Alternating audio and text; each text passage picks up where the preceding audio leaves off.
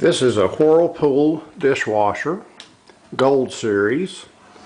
I was having problems with the dispenser not opening. This one's about 1.5 years old and the detergent dispenser was not opening.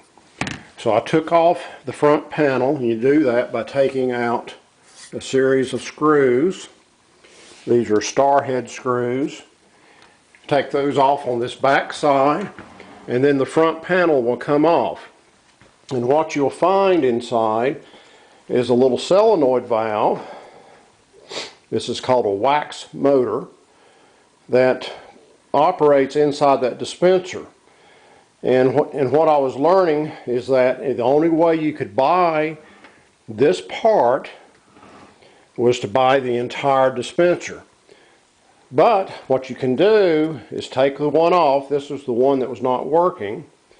Take it off, and the wire clip that clips onto it. Take that loose, and you can purchase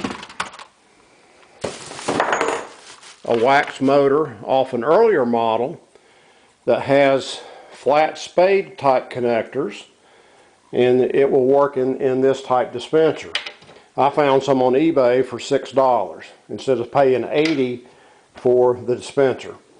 And then you just put some spade wire clips on the end of the wires, plug them back onto the new wax motor, install it back into the dispenser, and it works just as well as one of the newer models. But anyway, this is what to look for if your dispenser is not working. If it's an electric type, electric control panel dishwasher, then you more than likely have a wax motor. It's just a little solenoid plunger. This thing pushes out and pushes that lid open. These will burn out and can easily be replaced. Hope this information helps you and you can fix your dishwasher yourself.